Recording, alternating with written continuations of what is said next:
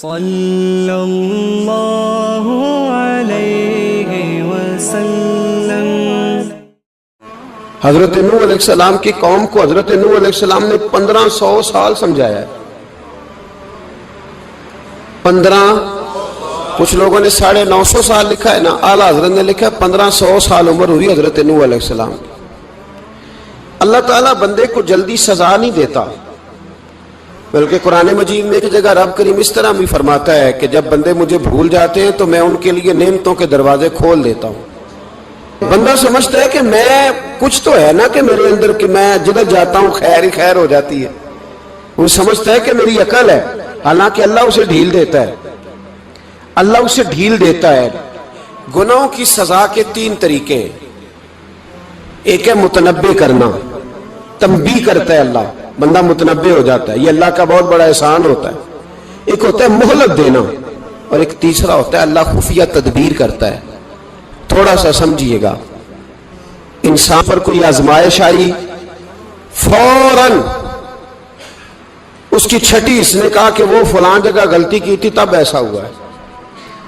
ہوتا ہے نا کئی دفعہ آواز آتی ہے نا اندر سے، چلیں بول دیں کچھ نہیں ہوتا آپ کو، اللہ جانتا ہے یہاں کوئی کچھ نہیں کہے گا آپ کو، اور ہماری تو ویڈیو بھی نہیں گھومتی، یعنی خبر بھی نہیں ہو کہ کس نے ہاں کر دی کس نے نہ کر دی۔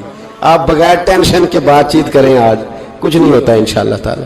آتی ہے اندر سے آواز، میں آپ سے اس لیے ان چیزوں کی تصدیق کراتا ہوں کہ باقیوں کو بھی آتی ہے کہ نہیں، اس لیے تصدیق۔ کبھی کوئی کسی جگہ انسان پریشان ہوتا ہے تو محسوس کرتا ہے کہ وہاں مجھ سے ہوتا ہے نا جی، جس کو یہ نصیب ہو جائے بڑا خوش نصیب آدمی ہے۔ حضرت مولا علی فرماتے ہیں اگر تجھے دنیا میں سزا مل گئی تو بچ گیا ہے، سمجھ پھر اللہ کرم کرے گا، آخرت میں سزا نہیں دے گا۔ اور یہ یاد رکھ لے، وما اصابکم من مصیبت فبما کسبت ایدیکم ویعفو عن کثیر۔ اللہ فرماتا ہے دنیا میں تجھے جو بھی تکلیف پہنچتی ہے وہ تیرے ہاتھوں کے کرتوتوں کی وجہ سے پہنچتی، ویعفو عن کثیر، فرمایا کثیر گناہ تو میں ویسے ہی معاف کر دیتا ہوں۔ یہ جو تیری زندگی میں دکھ ہے نا، یہ بھی میری قلیل سزائیں ہیں۔ یہ کثیر پر سزا، یہ قلیل ہے، قلیل یہ جو تمہاری زندگی میں تکلیف ہیں۔ انسان کو سزا ملتی۔ حضرت فضیل بن عیاض رحمۃ اللہ تعالی علیہ گھوڑے پہ بیٹھے تھے، گھوڑا شرارت کرنے لگ گیا، اچھلنے لگ گیا، کودنے لگ گیا، تو حضرت فضیل بن عیاض نیچے اترے، ایک کونے میں جا کے نماز کی نیت باندھ لی، 2 رکعت نماز پڑھی، پھر دیر تک استغفار پڑھتے رہے، روتے رہے، دعا کرتے رہے، واپس آئے۔ خادم عرض کرنے لگے حضور سمجھ نہیں آئی، گھوڑے نے تھوڑی سی شرارت کی، وہ بدکا ہے، آپ نے اس کو چھوڑا ہے اور چھوڑ کر کے آپ نماز میں لگ گئے۔ تو حضرت فضیل بن عیاض فرمانے لگے جب بندہ اللہ کی نافرمانی کرتا ہے نا تو جو چیزیں اس کی فرما بردار ہوتی ہیں وہ اس کی نافرمانی کرنے لگ جاتی۔ تو مجھے محسوس ہوا تھا کہ میں نے کہیں اللہ کی نافرمانی کی ہے، اس لیے ایسا ہوا ہے کہ میرے گھوڑے نے میری، تو میں توبہ کرنے لگا ہوں، اور اب دیکھتا ہوں بیٹھ کے بھلا کیا ہوتا ہے۔ میں نے سچی توبہ، حالانکہ مجھے یاد نہیں کہ میں کہاں بولا، پر کھری اور سچی توبہ کی۔ دوبارہ گھوڑے پہ بیٹھے تو گھوڑا بالکل صحیحوں کے ساتھ چلنے لگ گیا۔ میرے بھائی جب یہ تنبیہ ہے اللہ کی طرف سے، یہ متنبع کیا جاتا ہے کہ تو بعد آ جا۔ بہت ساری جگہوں پہ انسان کو وقتی طور پر اگر سزا مل جائے، نبی پاک علیہ السلام کی خدمت میں ایک صحابی آئے، بات مضبوط کر دوں، واقعہ سنایا ہے نا تو کچھ لوگ سمجھتے ہیں کہ یہ واقعہ ہے، تو میں ایک حدیث پاک امام بہقی کی لکھی ہوئی عرض کرتا ہوں۔ نبی پاک علیہ السلام کے ایک صحابی آئے اور ان کا سر پھٹا ہوا تھا، خون بہ رہا تھا۔ سرکار نے فرمایا کیا ہوا؟ عرض کی حضور ایک عورت جا رہی تھی، میری نظر پڑی، ابھی نظر پڑی ہے کہ میرے آگے ستون آ گیا تو میرے سر پہ لگ گیا ہے۔ نبی پاک صلی اللہ علیہ وسلم نے فرمایا تیرے لیے خوشخبری ہے، اگر دنیا میں تیری غلطی کی تجھے سزا ملی ہے تو پھر رب تجھے قیامت میں سزا نہیں دے گا، پھر اللہ قیامت میں سزا۔ بعض گناہ ایسے ہیں جن کی یہاں بھی سزا ملے گی اور وہاں بھی ملے، لیکن میرے بھائی پہلی بات یہ ہے کہ اللہ تعالیٰ اس غلطی کی یہی سزا دے لے، اور دعا فرمائے اللہ تبارک و تعالیٰ یہاں بھی معافی عطا فرمائے، وہاں بھی معافی عطا فرمائے، اللہ درگزر ہی فرمائے۔ لیکن میرے بھائی ایک تو یہ سزا، ایک سزا یہ ہوتی ہے کہ انسان جب گناہ کرنے لگتا ہے تو اللہ نعمتوں کے دروازے کھولتا ہے، مہلت دیتا ہے۔ 500 سال تک فرعون کو مہلت دی. کتنے؟ یہاں جو 5 سال حکومت کر لیتا ہے وہ کہتا ہے سب سے قابل میں ہی ہوں, مجھے مہلت ملی ہوئی ہے. 500 سال مہلت دی اللہ تعالیٰ نے. اور فرعون کی قوم پر پتہ عذاب کس طرح کے آئے تھے؟ ٹڈیاں مسلط کر دی اللہ نے. یہ گھومتی نہیں چھوٹی سی, ہم اپنی زبان میں اس کو کچھ لوگ مختلف ناموں سے یاد کرتے ہیں, کوئی مکڑی کہتا ہے, کوئی کچھ کہتا ہے. مسلط کر دی, جاتی نہیں. ان پر بنی اسرائیل کے ان مقابل جو فرعون کی قوم تھی ان پر الزام اس طرح کا عذاب آیا کہ مینڈک مسلط کر دی اللہ تعالیٰ. برتن کھولتے تھے اندر مینڈک نکلتا تھا. دنیا کی ہر دوائی استعمال کرتے تھے لیکن مینڈک نکل آتا تھا. تھوڑا سا سمجھا کریں چیزوں کو. ہمارے رنگ نہیں زیادہ گورے کہ ہم پر عذاب نہیں آتا. کوئی بہت زیادہ اللہ تعالیٰ معاف فرمائے دولت نہیں جمع کرا بیٹھے شاہی خزانے میں کہ ہم سے پوچھا نہیں جائے گا. یہ مہلت ہے, مہلت کو مہلت سمجھو. پھر جب پکڑ آتی ہے نا اللہ کریم کی, میں نے دیکھا ہے کروڑوں روپیہ 6 اولادیں. ایک شخص کے بچے باہر سے آ رہے تھے, وہ بندہ بیمار تھا. مجھے کہنے لگا حضرت جی دعا کریں میں ان کے آنے سے پہلے مر جاؤں ورنہ آ کے مجھے مار دیں گے. دعا کریں. اتنی بے سکونی, کروڑوں روپیہ پڑا ہے تو یہ عذاب نہیں؟ کوئی ضروری ہے کہ پتھر ہی برسیں گے تو سمجھ آئے گی؟ یہ جو سگا بیٹا بوڑھے باپ کے قریب سے گزر جاتا ہے سلام نہیں لیتا تو اس کو عذاب نہیں سمجھتے؟ یہ جو امت کی بیٹیاں, امت کی بچیاں, ہماری بچیاں ایک سال کے اندر 75,000 ہزار بچی ایک ڈویژن سے بھاگ کے شادی کر رہی ہے اور ایک صوبے سے, تو اس کو آپ اللہ کا عذاب نہیں سمجھتے؟ یہ معمولی بات ہے؟ نہیں, ہمارے رنگ ہو رہے, ہم بڑے سمارٹ ہیں. 1500 سال مہلت دی نوح علیہ السلام کی قوم کو. کتنے سال؟ بول کے بتائیے, بول کے دوبارہ بولیے. 1500 سال. کوئی آدمی اپنی سمارٹنس پہ خوش نہ ہو جائے کہ 20 سال ہو گئے میں تو نافرمانی بھی کر رہا ہوں, روٹی بھی پک رہی ہے, میں تو حرام بھی کھا رہا ہوں, پھر بھی سب ٹھیک ہے. 1500 سال مہلت دی. پھر حضرت نوح کہنے لگے اللہ میں نے تو بڑا سمجھایا, نہیں باز آتے. تو رب کریم نے فرمایا کشتی بناؤ. اللہ کے پیغمبر کشتی بنانے لگے تو قوم مذاق اڑانے لگ گئی. اب کیا کرنے لگے ہو؟ اب کشتی بنانے لگے ہو, خیر تو ہے, قوم مذاق اڑا رہی ہے. حضرت نوح علیہ السلام کا آپ نے کشتی بنائی, پانی کہاں سے نکلا؟ نہ بارشیں ہوئی نہ سیلاب آئے.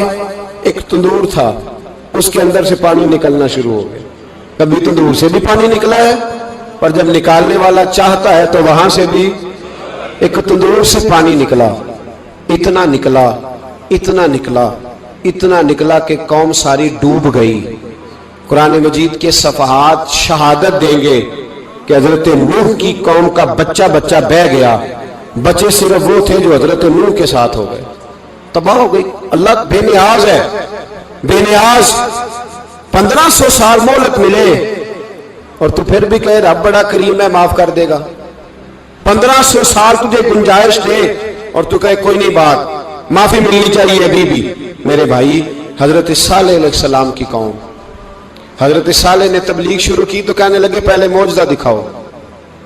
جی آج تو نہیں لوگ معجزے مانگتے ہیں. آج بھی لوگ کرامتے اور معجزے, اللہ معاف کرے, جو چیزیں معجزہ تو ہو نہیں نہ سکتا, لیکن آج بھی لوگ, آپ یقین کریں, کہتے ہیں یہ بڑی نمازیں پڑھتا ہے تو پھر بخشا کیوں نہیں گیا, پھر کیوں نہیں منو سلوا کیوں نہیں اترا اس پر, پھر میں بھی اسی طرح ہی ہوں, کیا اس کے اندر خوبی آ گئی؟ مولوی بھی ویسے ہی ہے, صوفی بھی ویسے ہی ہے. لوگ مانگ نہیں رہے, لوگ دلیلیں مانگ نہیں رہے, ابھی بھی لوگ بحث نہیں کرتے. کیا فرق آ گیا جی؟ ویسے ہی ہیں سارے. اللہ تعالیٰ سے ڈرنا چاہیے. ہمیں سامنے والے کی طرف دیکھ کر صحیح ہونے کا حکم نہیں ہے, ہمیں اپنی اصلاح کا حکم ہے. اپنی طرف دیکھ کے اپنے آپ کو ٹھیک کرنے کا.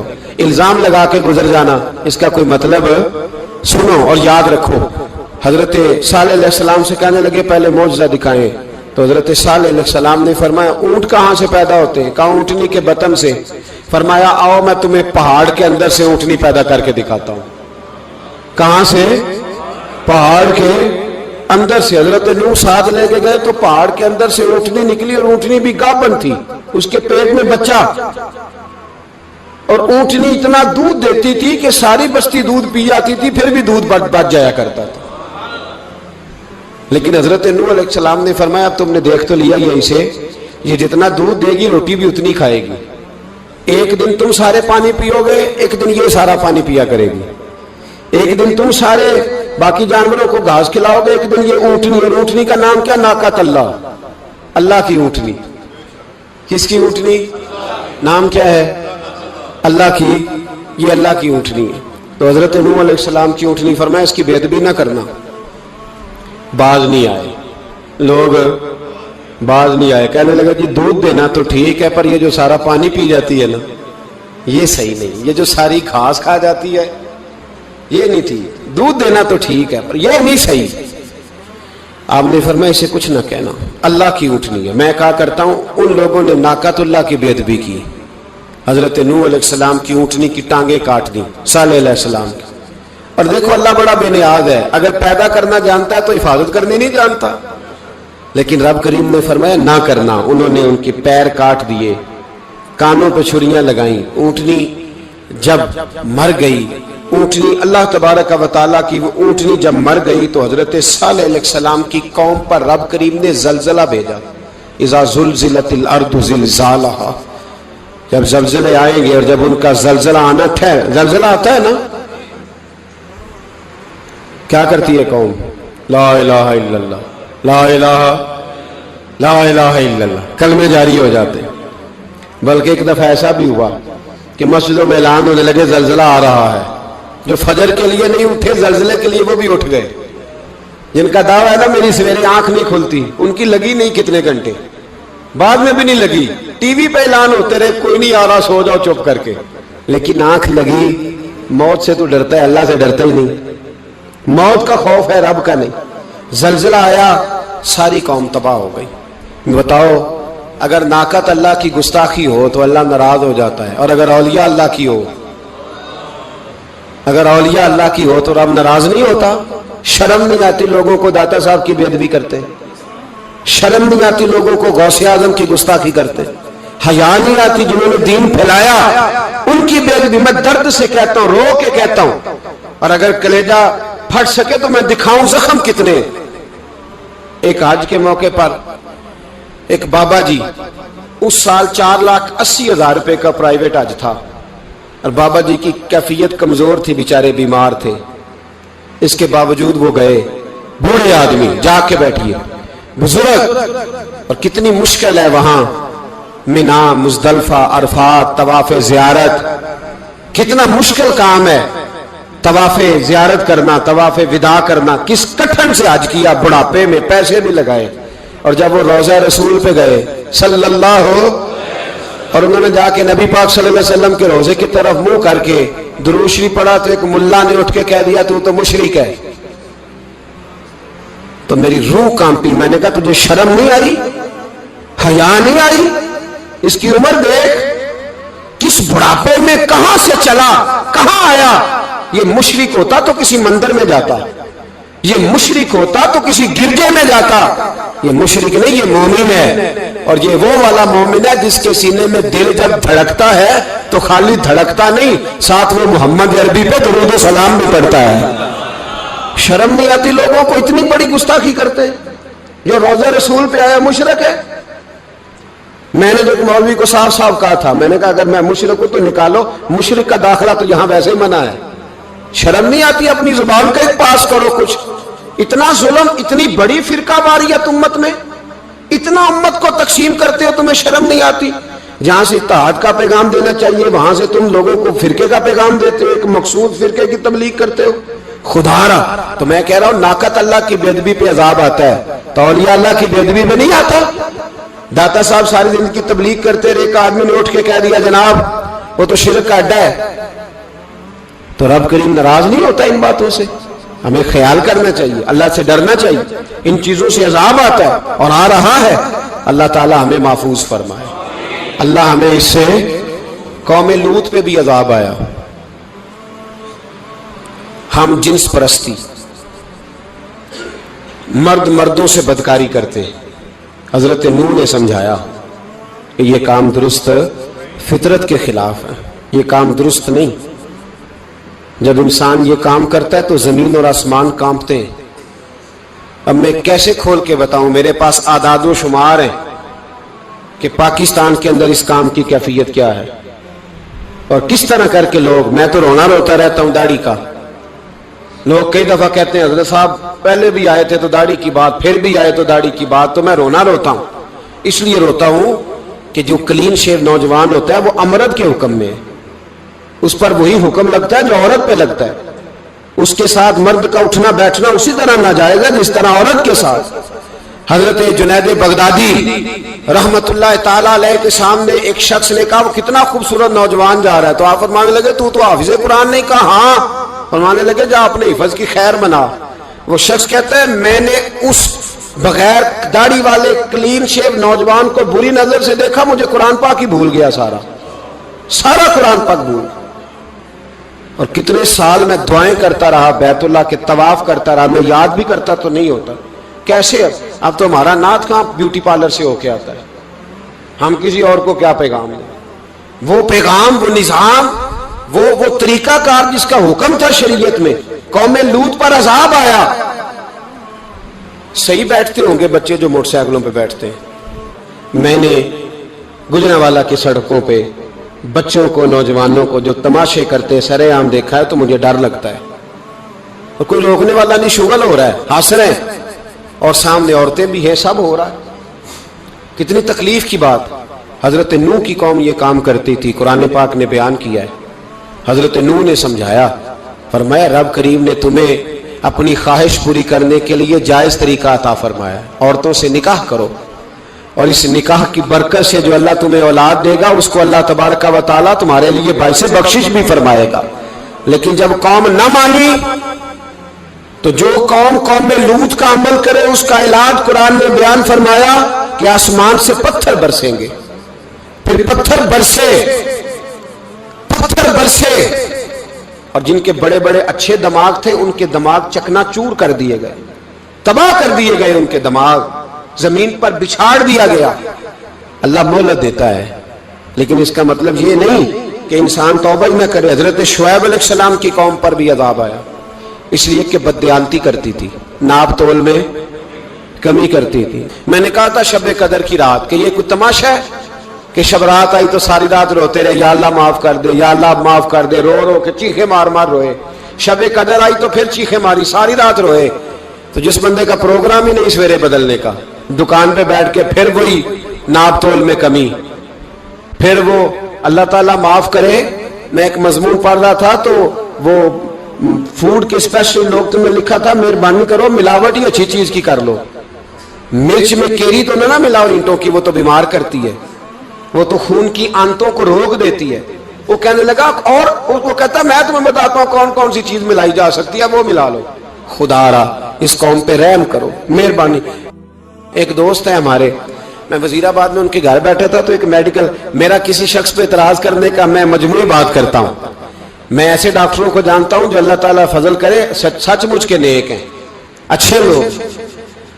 تو بچے کا میڈیکل سٹور ہے, تو والد بیمار ہو گیا, تو کہتا ہے ابا جی ڈاکٹر صاحب نے کہا آپ کو ڈرپ لگنی ہے. تو سگے باپ کو ڈرپ لگانے لگا تو باپ کیا کہتا ہے پتر تیری مہربانی مینو کوئی اصلی لائی, وہ نہ لائیں جڑی لوکاں نو لانا ہے. اب وہ پیار سے سنا رہا ہے بات. میں نے اسے کہا کہ یہ تو ڈوب مرنے کا مقام ہے نا, ڈوب مرنے کا مقام, کہ جس ملک کے اندر دوائی بھی صحیح نہ بکے, اصلی نہ ملے دوائی بھی, اور پھر وہ قوم کہے کہ ہم نے تو پورے روزے رکھے, ہم نے تو بڑا صدقہ اور خیرات کیا, دوائی بھی اثر نہ ملے. جناب شعیب علیہ السلام کی قوم ناپ تول میں کمی کرتی تھی, تو اللہ تبارک و تعالیٰ نے ان پر بتا عذاب کس طرح کا بھیجا. شدید گرمی ہوئی, اللہ ہمیں محفوظ فرمائے. سارے آمین کہہ دیا. دیکھیں کتنا اچھا موسم کر دیا رب کریم, اللہ ہمیں محفوظ فرمائے, اللہ رحمت فرمائے. شدید گرمی کی لہر آئی, باہر اتنی گرمی ہوئی کہ لوگ اپنے گھروں میں گھس گئے. جس طرح سورج کی شعائیں گھروں کے اندر داخل ہو جاتی ہے, اس طرح گرمی کی لہر اندر داخل ہوئی. اور جس طرح کسی کو آگ لگ جائے تو وہ آدمی اچھلتا کودتا ہے نا، اس طرح یہ لوگ اچھلنے لگے اور اچھل کود کے مر گئے۔ جرم کیا تھا؟ ناپ تول میں کمی کرتے۔ حضرت داؤد کی قوم بھی تباہ ہوئی۔ جرم کیا تھا؟ ہفتے والے دن مچھلیاں نہیں پکڑنی تو یہ پکڑتے تھے۔ حکم ہے نا مسلمان کو نماز کے ٹائم کوئی اور کام نہیں کرنا، نماز پڑھنی ہے۔ میرا خیال ہے مسلمان تو فٹافٹ آ جاتے ہیں، سارے ہی پہنچ جاتے ہیں نا مسجدوں میں۔ ہلکا ہلکا بول رہے ہیں آپ، کیوں نہیں پہنچتے؟ اگر حضرت سیدنا، اور پتہ انہیں سزا کیا ملی؟ اللہ نے فرمایا اس ٹائم عبادت کرنا ہے، کام نہیں کرنا، وقت نہیں ہے کام کا۔ انہوں نے مچھلیاں پکڑی، 12,000 لوگ تھے۔ پتہ ہے مالک نے سزا کیا دی؟ بندر بنا دیا اللہ کریم۔ قرآن مجید کا پہلا سپارہ پڑھے، فَجَعَلْنَاهَا نَكَالًا لِمَا بَيْنَ يَدَيْهَا وَمَا خَلْفَهَا۔ اللہ فرماتے ہیں پچھلوں کے لیے بھی عبرت بنا دیا، بعد والوں کے لیے بھی عبرت، نشان عبرت بنا دیا۔ بندر بن گئے، اور جو ان کے دوست جو بچ گئے تھے ان کے پیر چومتے تھے، روتے تھے۔ نہ چھڈنا چھڈ یار دا بوہا، ہو جاویں گی روگی جیڑی بکری اجڑوں وچڑی، تے او بگیاڑا جوگی۔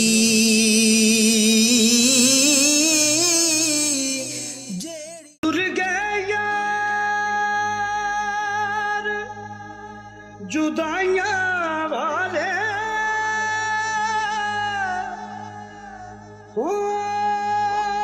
مینوں چھڈ گئے وچ پردیساں، ہوئے اٹھن جوگی نہ چھڈ گیا مینوں، ہو